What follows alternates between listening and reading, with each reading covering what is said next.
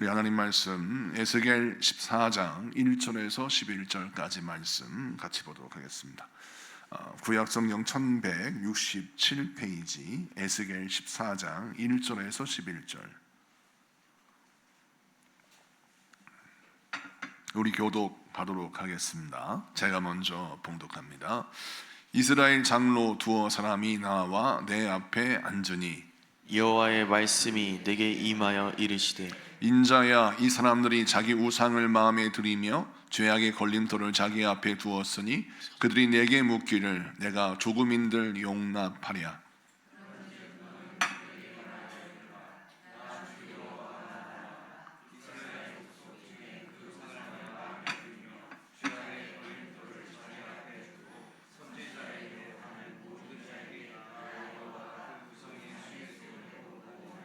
이는 이스라엘 족속이 다 그 우상으로 말미암아 나를 배반하였으므로 내가 그들이 마음 먹은 대로 그들을 잡으려 함이라. 그런즉 너는 이스라엘 족속에게 이르기를 주 여호와의 말씀에 너희는 마음을 돌이켜 우상을 떠나고 얼굴을 돌려 모든 가증한 것을 떠나라. 이스라엘 족속과 이스라엘 가운데 거류하는 외국인 중에 누구든지 나를 떠나고 자기 우상을 마음에 들이며 죄악의 걸림돌을 자기 앞에 두고 자기를 위하여 내게 묻고자 하여 선지자에게 가는 모든 자에게는 나 여호와가 친히 응답하여 그 사람을 대적하여 그들을 놀라움과 표징과 속담거리가 되게 하여 내 백성 가운데에서 끊으리니 내가 여호와인 줄을 너희가 알리라. 만일 선지자가 유혹을 받고 말을 하면 나 여호와가 그 선지자를 유혹을 받게 하였음이거니와 내가 손을 펴서 내 백성 이스라엘 가운데에서 그를 멸할 것이라. 선지자의 죄악과 그에게 묻는 자의 죄악이 같은즉 각각 자기의 죄악을 담당하리니 다 같이 이는 이스라엘 족속이 다시는 미혹되어 나를 떠나지 아니하게 하며 다시는 모든 죄로 스스로 더럽히지 아니하게 하여 그들을 내 백성으로 삼고 나는 그들의 하나님이 되려 함이라. 주 여호와의 말씀이니라. 아멘. 자, 오늘은 에스겔서 14장 1절에서 11절까지 말씀을 통해서 험악한 세상에서 살아남는 법, 험악한 세상에서 살아남는 법이라는 제목으로 말씀을 증거할 때 많은 은혜 받는 시간 되기를 바랍니다. 우리가 인생의 여러 가지 문제를 만납니다. 만날 때마다 우리 신앙인들은 하나님 앞에 나아가 말씀을 사모하고 해답을 듣기를 원합니다. 그럼 우리 하나님이 우리에게 또 회복의 말씀을 주시고 해답의 말씀을 주셔서 우리의 삶을 복된 길로 인도하시죠. 자, 하나님의 백성들 이스라엘도 그랬습니다. 자, 인생의 문제를 만나고 고난을 만나고 환난을 만나면 하나님 앞에 나와서 해답을 구합니다. 그런데 하나님이 하나님께 나온 백성들에게 뭐라 하시느냐? 내가 너의 기도를 듣지 않고 내가 너에게 답을 주지 않겠다라고 하시는 겁니다.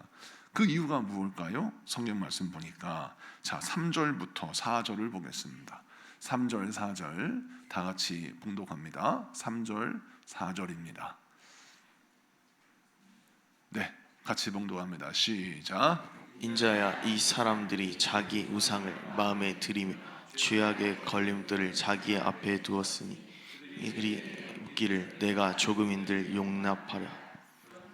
자, 4절을 보겠습니다. 자, 4절이 없나요? 네, 4절은 우리 성경을 보겠습니다. 우리가 또 그럴 수도 있죠. PPT가 없을 수도 있습니다.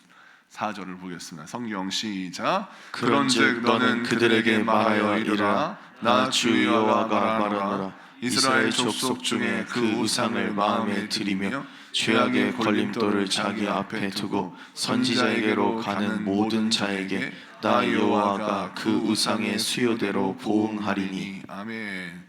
자, 그러면 3절, 4절 말씀을 보니까 공통점이 있죠. 자, 하나님 앞에 나온 백성들에게 문제가 있는데 그 문제가 뭐냐면 마음의 내면 세계에 걸림돌이 있다는 거예요. 근데 그 걸림돌이 바로 무엇이냐면 우상이라는 것입니다. 하나님이 이스라엘 백성들의 간구를 듣지 아니하시고 그들에게 답을 주시지 않는 이유는 뭐냐면 그들과 하나님 사이에 걸림돌이 있는데 그 걸림돌이 우상이다라는 말씀이 3절, 4절입니다.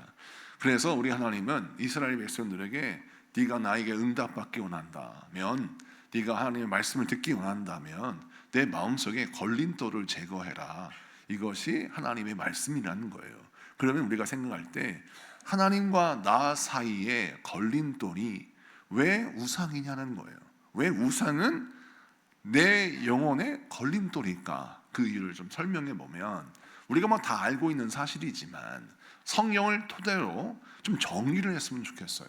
우상이 무엇인가는 우리가 잘 알고 있는데 성경 말씀에 왜 우상이 우리 인생의 걸림돌일까? 이유는 우상이란 존재는 마땅히 하나님께 나아가야 할 백성들이 하나님께 드려야 할 사랑을 우상에게 드리고 우상에게 전하고, 하나님께 드려야 할 경배를 우상에게 전함으로 하나님을 업신여기는 행동을 하는 것이 우상 숭배하는 행동이라는 거예요. 그래서 내 앞에 하나님을 모셔야 하는데 내 앞에 우상을 놓았다는 것입니다. 그래서 하나님께 나아가는 길을 막는 것이 우상이다라는 것이죠. 그래서 우리 하나님은 말씀합니다. 우상과 하나님은 공존할 수 없다는 것이죠. 둘 중에 하나를 선택하라고 분명히 말씀하십니다. 마태복음 6장 24절을 보겠습니다. 마태복음 6장 24절 다 같이 읽습니다. 시작. 한 사람이 두 주인을 섬기지 못할 것이니 혹 이를 미워하고 저를 사랑하거나 혹 이를 중히 여기고 저를 경히 여김이라. 너희가 하나님과 재물을 겸하여 섬기지 못하느니라. 아멘. 오늘 말씀 보니까 우리 예수님이 말씀하시기를 한 사람이 두 주인을 섬기지 못한다. 재물과 하나님을 겸하여 섬기지 못한다. 특별히 재물을 설명한 이유는 무엇이냐면, 돈이 우상이 되면 그 사람은 역시 하나님을 섬길 수 없다라는 말씀을 하는 것입니다. 이건 극단적인 예를 말하는 것이 아니라 내 마음의 중심이 하나님이어야 하는데 내 마음의 중심이 돈의 논리예요. 금전의 논리, 경제적인 논리가 내 마음의 중심 논리입니다. 자, 그러면 그 경제 논리 때문에 하나님께 나아갈 수 없다라는 거예요. 그래서 우리는 항상 내가 무엇을 주인으로 삼고 있는가를 살펴야 하는데, 하나님의 백성들은 반드시 하나님을 나의 주인으로, 하나님을 항상 내 마음의 중심으로 모시고 인생을 살아가야 한다는 것이죠. 또 우상 숭배가 왜 내 인생의 걸림돌이냐? 우상은 하나님의 진리를 왜곡하는 데 특심합니다. 그래서 항상 우상 숭배의 행동을 통하여 하나님의 말씀을 오해하고 하나님의 말씀을 알아듣지 못하게 하는 것이죠. 특별히 돈의 논리, 경제의 논리에 붙들려 있으면, 이 우상에 붙들려 있으면 어떤 문제가 생기느냐? 경제 논리로 성경을 보니까 이해가 안 되는 것이죠. 특별히 예수님이 십자가 지실 때 예수님을 만류했던 제자들을 보십시오. 예수님과 3년 동안 동고동락했고 예수님의 말씀을 들었음에도 불구하고 예수님의 제자들은 예수님의 십자가 지심을 말렸습니다. 그래서 예수님이 왜 십자가를 지시는지 분명히 설명하셨어요. 십자가의 의미, 부활의 미래를 설명하셨습니다. 자, 그런데도 그들은 그 말씀을 알아듣지 못했습니다. 이는 무엇이냐? 그들이 가지고 있는 그 유대주의적인 사고방식, 그리고 세상의 가치관에 붙들려 있는 상태다 보니까 그들이 예수님의 말씀을 알아듣지 못하는 것이죠. 여러분, 오늘날도 마찬가지입니다. 여러분, 전도를 해보세요. 전도를 할 때 경제 논리에 붙들려 있는 사람, 돈이 우상인 사람은 이 돈 때문에 절대 예수님 못 믿습니다. 예수님을 믿으려고 해도 돈에 딱 걸려서 믿음을 갖는다는 것이 마치 돈을 써야 하는 일이 내 안에 생긴다라고 생각하는 순간 믿음이 더 이상 커나가지 못하고 한 발자국도 앞으로 나갈 수가 없는 거예요. 사람이 우상인 사람이 있죠. 사람이 우상인 사람들은 그 사람이 말하는 것에 따라서 하나님 말씀을 듣고 이게 진리인가라고 하다가도 사람 관계, 인간 관계에서 이거는 성령은 그런데 우리가 살다 보면 이렇게 살면 안 돼 라고 하는 인간의 논리에 붙들려서 결국 성령 말씀을 줘버리고 인간의 논리, 인본주의에 빠져버리다는 거예요. 그래서 우상 숭배가 하나님과 나 사이를 가로막고 결국 우리로 하여금 하나님께 나아갈 수 있는 길을 왜곡시키고 진리의 말씀을 제대로 듣지 못하게 한다는 거예요. 그래서 성령은 무엇을 강조하느냐? 내 안에서 우상을 제거해라. 내 안에서 하나님의 진리의 말씀을 왜곡시키는 논리가 있다면 그것을 버려라 라고 말씀하시는 겁니다. 그래야 내가 너의 기도를 듣고 그래야 내가 너에게 말씀을 주겠다 라고 하시는 것이죠. 자, 그러면 우리가 생각할 때 내 안에 우상이 뭔가? 라고 한번 생각해 볼 수 있잖아요. 내 안에 우상이 무엇인가를 살펴볼 수 있으려면 야고보서 4장 4절 말씀을 보면 그 해답이 나와 있는데, 야고보서 4장 4절의 말씀을 같이 한번 읽어볼게요. 야고보 4장 4절 크게 한번 같이 읽어보도록 하겠습니다. 시작. 가늠한 여인들아, 세상과 벗된 것이 하나님과 원수됨을 알지 못하느냐? 그런즉 누구든지 세상과 벗이 되고자 하는 자는 스스로 하나님과 원수되는 것이니라. 아멘. 세상과 벗된 것은 하나님과 원수됨이다 라고 했습니다. 이 하나님과 원수된 자가 우상숭배하는 자인데, 우상숭배하는 것을 세상과 벗된 것이다 라고 설명하고 있어요. 이 세상을 헬라어로 코스모스라고 하는데, 코스모스라고 표현하는 이 야고보서 4장 4절의 말씀의 의미는 바로 무엇이냐면, 하나님이 창조하신 피조물의 세계를 말하는 것이 아니라, 이 세상 코스모스는 무엇을 뜻하느냐? 하나님의 창조의 원리, 하나님의 말씀의 원리로 운영되는 세계가 아니라 인간의 인본주의적인 사고방식과 논리에 의해서, 다시 말해 하나님의 논리가 아닌 사람의 논리가, 질서가 이루어지는 세상이에요. 자, 그래서 사람의 논리, 사람의 생각, 사람의 사상으로 움직이는 세상과 짝한다, 벗가 된다라고 는 무엇이냐면, 그들을 지지하고 그들의 말이 옳다고 생각하고 그들이 제시하는 길로 간다라는 거예요. 자, 그들과 벗되고 그들과 함께하고 그들과 동의한다면 너는 가늠한 여인들과 함께 음행을 저지르는 것과 똑같다, 하나님의 원수가 된다라는 것입니다. 자, 그러면 이 말씀 속에 담겨있는 의미가 무엇입니까? 자, 신약 성경에서, 야고보에서 우리에게 강조하는 것이 무엇이냐? 하나님과 나 사이에 걸림돌이 있는데, 그 걸림돌이 무엇이냐? 세상과 짝한다는 것입니다. 여러분, 하나님 말씀을 읽다 보면 우리가 어떤 생각이 드냐면, 내 생각하는 생각이 다르다는 것을 느낄 때가 있습니다. 그러면 우리 아이들이 부모님이 나를 사랑한다는 거 알아요. 우리 아이들한테 물어보십시오. 부모님이 나를 사랑하는 거 잘 알고 있습니다. 부모님이 나에게 얼마나 소중한 존재인지도 알고 있어요. 그런데 그 자녀가 부모에게 반항할 때가 있죠. 그 반항할 때를 잘 보십시오. 제가 이쪽을 쳐다본다고 해서 우리 동생을 향하여 설교하는 게 아님을 밝혀둡니다. 자, 부모님에게 반항하는 중학생들, 선생님이 반항하는 중학생들, 부모님이 싫어서가 아니에요. 부모님을 미워해서가 아니고 선생님을 무시해서가 아닙니다. 그냥 내 마음이 동의하기 싫은 겁니다. 내가 생각할 때는 저건 아닌 것 같아 라고 하는 생각이 드는 거예요. 그 순간 내 마음속에 동의하지 않는 거죠. 그런데 세상 사람들의 말을 들어보니까 저 말이 옳은 것 같아요. 그래서 내 마음이 하나님의 진리를 거절하고 세상의 논리를 환영하는, 그러니까 내가 짝지어서 누군가를 지지하는 그 지지하는 대상이 바뀌는 겁니다. 자, 이때 이 행동이 우상숭배라는 겁니다. 우리 하나님이 우리에게 아주 명쾌하게 설명하고 있어요. 여러분, 많은 사람이 착각하기를 점치는 것, 무당에게 굿하는 것, 이런 것들만 우상숭배라고 생각하는데, 우리 예수님은 또 야고보서는 우상숭배를 그렇게만 말하고 있지 않습니다. 우상숭배는 돈의 논리, 세상의 논리, 인본주의, 그리고 세상과 짝하는 것, 이 모든 것이 다 우상숭배다라고 말씀하고 있습니다. 이 우상숭배에 빠져들면 왜 무섭습니까? 몸은 교회에 있는데 마음은 점점 하나님께 멀어지죠. 나중엔 결국 멀어진 마음이 내 몸을 결정지어버려요. 어느 날 교회 가기 싫습니다. 어느 날 예배드리기 싫어요. 자, 교회 가기 싫고 예배드리기 싫어요? 이거는 단순히 어떤 현상이 아니에요. 오늘 내가 오늘 컨디션이 안 좋아서 교회를 가기 싫어, 이게 아니에요. 그런 결정을 내리고 그런 의지가 생기는 그 순간의 마음이 아니라 당신 마음속에 우상이 자리 잡고 있는 거예요. 어느덧 세상의 논리가 여러분의 논리를 엄습하고 주장하고 자리 잡아버렸어요. 그래서 더 이상 하나님에 대한 사모함이 없어요. 그리고 더 이상 하나님의 말씀이 들리지가 않는 것입니다. 많은 사람이 착각하는 것이 하나님의 말씀이 들리지 않는 것이 스피커의 문제라고 생각해요. 그래서 여러분, 새로운 목사님, 또 새로운 사람을 통해서 말씀을 들으면 잘 들릴 거라고 생각합니다. 그것은 신선함의 문제지 여러분 진리의 문제가 아님을 알아야 됩니다. 많은 사람은 익숙함을 통하여 권태로움에 빠집니다. 그런데 사람을 타락시키는 것이 익숙함을 극복하지 못하는 것이 문제예요.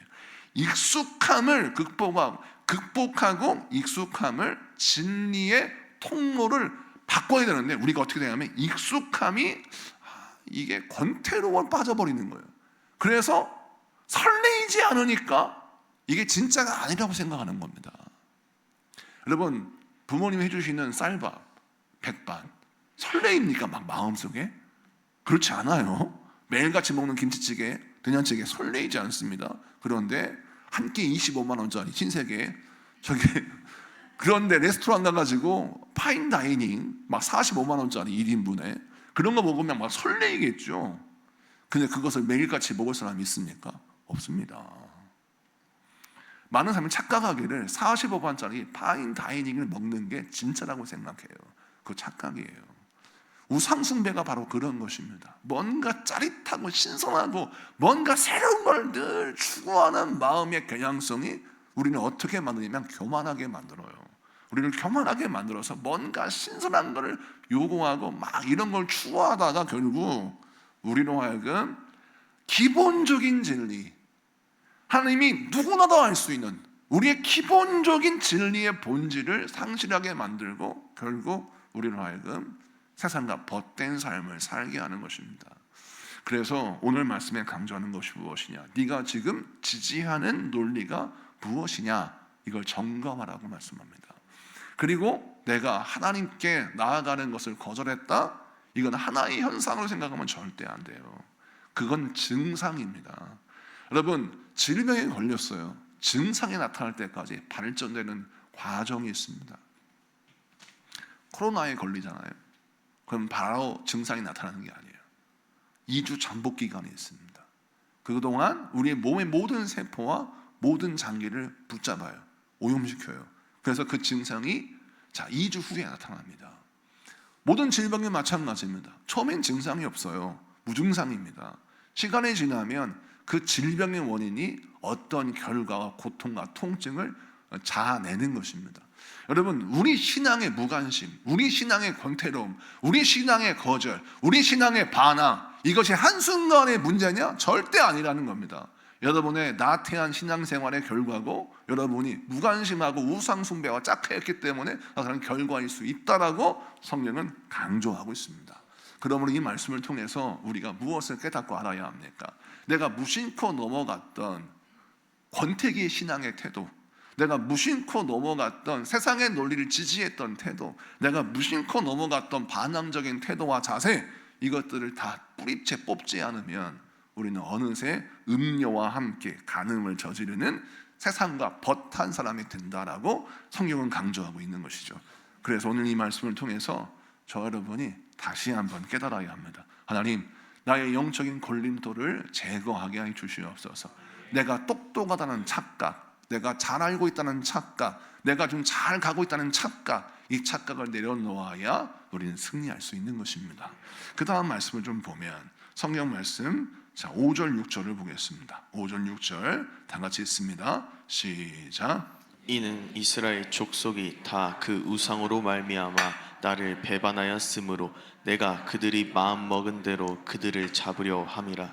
그런즉 너는 이스라엘 족속에게 이르기를 주 여호와의 말씀에 너희는 마음을 돌이켜 우상을 떠나고 얼굴을 돌려 모든 가증한 것을 떠나라. 아멘. 이스라엘 족속이 그 우상으로 말미암아 나를 배반하였다. 여러분, 이 말씀을 잘 보세요. 배반, 배신 이란 말을 하면 굉장히 마음이 좀 어려워요. 왜냐하면 무슨 목사님, 이게 무슨 이게 건달들의 세계도 아니고 마피아의 세계도 아니고 배반, 배신 이런 말을 들으면 조금 거시기 합니다 라고 생각이 드는데, 왜 하나님이 이렇게 극단적인 표현을 쓰실까요? 왜 이렇게 배신이라는 말을 쓰고 배반이라는 말을 쓸까요? 이유는 무엇이냐면, 우리가 처음에는 하나님 외에 다른 신을 바라보고 하나님의 논리, 성령의 논리가 아니라 세상의 논리로 인생을 산다고 해서 하나님은 버린 것도 아니고 하나님을 배반하는 것도 아니고 하나님을 등진 것도 아니었어요. 나는 하나님을 섬기긴 섬겨요. 그런데 세상의 생각도 들은 것입니다. 그런데 하나님 이것을 배신 배반이라고 말씀하시니 너무 좀 극단적이고 너무 좀 하나님 이거 좀 마음이 어렵네요 라는 생각이 들 수 있어요. 왜 이렇게 말씀하시냐면 모든 죄는 이렇게 가만히 들어옵니다. 모든 죄는요 우리의 모든 신앙생활을 먼저 인정하고 들어와요.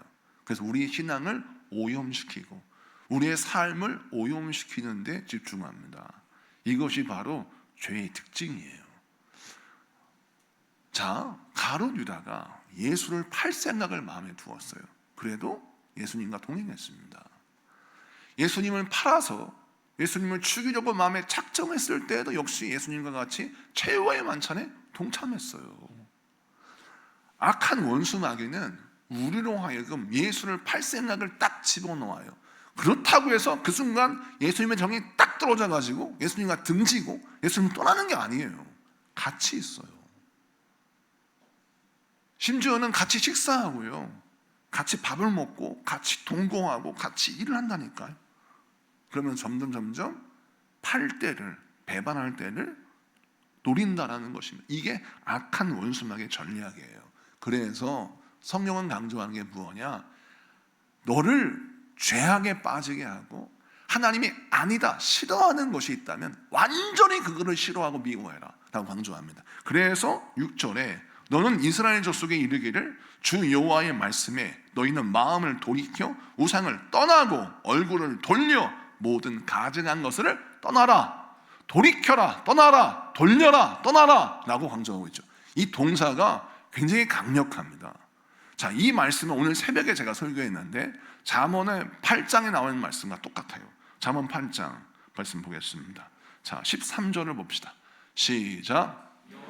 경외하는 것은 악을 미워하는 것이라. 나는 교만과 거만과 악한 행실과 패역한 입을 미워하느니라. 아멘.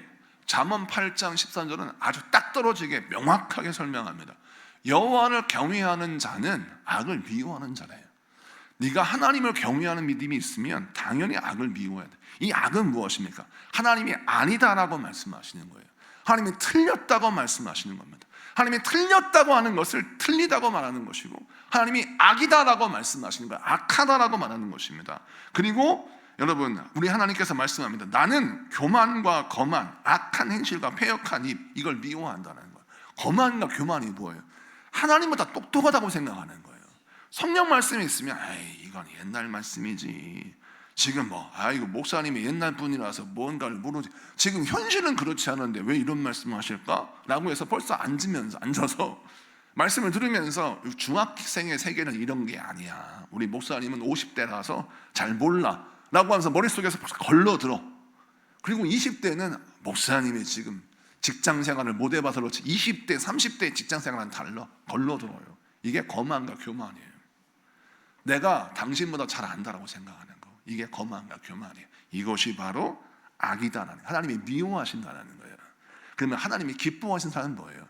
내가 많이 알고 있어도 하나님 말씀해 주세요 라고 겸손히 무릎 꿇는 겁니다. 이 자세, 이 마음을 가진 사람을 하나님이 기뻐하시는 겁니다. 여러분, 우리 세상, 우리가 살고 있는 세상도 보세요. 아유, 과장님 저한테 좀 알려주세요, 제가 잘 몰라서 그러거든요 라고 묻는 부하 직원에게는 알려줍니다. 그런데 뭔 하나 알려주면 아이고 과장님 잔소리 좀 그만 좀 하세요, 다 알고 있어요, 그까짓 거 아무것도 아니에요. 이게 아는 척하는 그런 부하 직원에게는 알려주고 싶은 마음이 듭니까? 절대 알려주고 싶은 마음이 안 드는 겁니다. 배우고자 하는 자에게는 더 알려주고 싶어요. 그런데 아는 척하는 사람에게는 알려주고 싶지 않아요. 그리고 어떤 생각이 들어요? 네가 하는 대로 한번 해봐라 라고 되겠죠. 여러분, 오늘 본문 말씀이 우리에게 뭘 강조하냐면 하나님이 싫어하시는 것은 완전히 버리고 하나님이 기뻐하시는 것은 지지하라는 건데, 오늘 성경이 아주 명확하게 설명합니다. 하나님 미워하시는 거 너 미워해야 된다, 그래야 산다라는 거예요. 근데 이 말씀이 성경 전체에 다 나와요. 그래서 성경을 보면 하나님 사랑하라고 하셨잖아요. 우리에게 이웃을 사랑하라고 하셨고 하나님은 사랑의 하나님이라고 하셨는데 왜 성경에서 미워하라 이런 말씀하십니까? 저 시험 들어요, 이런 생각 들 수도 있어요. 여기만 나오는 게 아니라 성경 시편 97편 10절을 보겠습니다. 성경 97편 10절 다 같이 했습니다. 시작. 여호와를 사랑하는 너희여 악을 미워하라. 그가 그의 성도의 영혼을 보전하사 악인의 손에서 건지시느니라. 아멘. 로마서 12장 9절 보겠습니다. 로마서 12장 9절 다 같이 했습니다. 시작. 사랑에는 거짓이 없나니 악을 미워하고 선에 속하라. 아멘. 왜 하나님이 사랑의 하나님이신데 악을 미워해라 라고 강조할까요? 이는 무엇이냐면, 자, 하나님의 자녀는 하나님과 교제해야 할 사명이 있습니다. 우리 하나님이 우리를 왜 구원하셨습니까? 이유는 우리를 하나님의 자녀로 삼아주셔서 하나님과 교제하고 동행하는 인생을 삼기 위하여 하나님이 우리를 구원하신 겁니다. 자, 구원받은 백성은 어떤 옷을 입고 있죠? 예수의 십자가의 보혈로 얻은 정결의 옷을 입고 있어요. 이거를 요한계시록은 세마포의 옷이라고 말하고, 우리가 신약성경 전체의 복음서를 통해서 보면 보혈의 옷, 자녀의 옷, 죄 사함 받은 거듭남의 옷을 입고 있어요. 그래서 우리는 죄 많은 사람이고 허물 많은 사람이지만 구원받은 하나님의 백성이 되어서 하나님과 교제할 수 있는 겁니다. 여러분, 구약 성경적 배경을 갖고 있으면 죄가 있는 사람은 하나님께 나아갈 수 있어요, 없어요? 없어요. 죄가 있는데, 허물이 있는데, 때가 묻었는데 하나님께 나아간다? 그 즉시 죽었습니다. 그래서 죄를 해결받으려면 반드시 짐승의 제사를 통해서 죄를 씻은 다음에 하나님께 나아가야 됐어요. 자, 그런데 이런 죄인이 하나님과 교제한다? 하나님과 동행한다? 있을 수가 없는 일입니다. 그런데 하나님이 교제를 하시기 위하여 우리에게 예수님의 보혈의 옷을 입히셨어요. 자, 그렇다면 우리가 예수님 보혈의 옷을 입고 주님과 교제하는 삶을 살려면 어떻게 해야 돼요? 주님을 닮아가는 거룩함을 내 마음에 품고 악을 미워하고 주의 성품을 닮아가고 주의 생각을 닮아가는 그런 삶을 살아야 하는 겁니다. 그래서 악을 미워하고 선에 속하라, 이건 뭐냐면 내가 너랑 교제하고 싶고 내가 너랑 동거하고 싶고 내가 너와 함께하고 싶은데 내가 너와 함께하려면 반드시 해결할 게 무엇이냐? 내가 싫어하는 걸 네가 싫어하고 내가 기뻐하는 걸 네가 기뻐해야 된다. 이게 거룩이다라고 말씀하시는 겁니다. 여러분, 많은 사람이 착각하는 게 거룩한 삶이란 도덕과 윤리가 뛰어난 삶이라고 생각하는데 그게 아니에요. 그건 인본주의적인 거룩이에요. 진짜 하나님이 기뻐하시는 거룩은 하나님이 싫어하시는 것을 싫어하고 하나님이 미워하는 것을 미워하고 하나님이 기뻐하시는 것을 기뻐하고 하나님이 사랑하시는 것을 사랑하는 거예요. 이것이 바로 진정한 거룩이에요. 그럼 우리 중학생들, 고등학생들, 청년들 거룩한 삶을 살려면 어떻게 해야 합니까? 하나님이 무엇을 좋아하시는지, 무엇을 싫어하시는지, 무엇을 기뻐하시는지, 무엇을 미워하시는지 아주 명확하게 말씀을 통해서 배워야 하는 것입니다. 이걸 배워서 이걸 분별하면 어떤 일이 벌어져요? 하나님이 우리에게 복을 주십니다. 오늘 이 말씀 붙들고 저와 여러분 어떻게 목숨을 걸어야 합니까? 하나님이 좋아하시는 것, 하나님이 기뻐하시는 내 목숨을 걸어야 합니다. 그리고 주님 앞에 나아가야 하는 것이죠. 왜 그렇습니까? 주님이 여러분을 사랑하셔서 여러분을 주의 자녀로, 주의 신부로 부르시고 초청하셨잖아요. 이 얼마나 중요한 기회입니까? 이 기회를 왜 뺏겨요? 내 논리, 내 생각이 뭐라고? 내 자존심이 뭐라고? 여러분, 주님 앞에 낮아지십시오. 주님 앞에 나를 내려놓아야 합니다. 나의 생각을 깨트리고 주의 생각을 지지하고 나의 성품을 내려놓고 주의 성품을 닮아가야 합니다. 그러면 승리하는 것이죠. 이 말씀 붙들고 승리하신 여러분에게 축복합니다. 말씀을 마치고 정리합니다. 우리 하나님은 우리에게 꼭 이렇게 말씀하세요. 내 앞에 나와 기도하고 내 앞에 나와 말씀과 응답을 구하는 너희여, 네 안에 걸림돌을 제거해라. 하나님은 여러분과의 관계 속에서 어떠한 막힘도 허락하지 아니하십니다. 우리 하나님은 다 열어놓고 계셔요. 하나님과 나와의 관계를 막고 있는 건 하나님 문제가 아니라 내 문제예요. 내 안에 있는 걸림돌을 제거해야 합니다. 이걸 제거하기 위해서 여러분, 나를 내려놓고 나의 생각도 포기하고 나의 모든 논리 다 깨트려 버리고 주의 말씀의 논리, 사랑의 논리로 승리하시는 여러분에게 축복합니다. 우리 다 같이 찬양하겠습니다.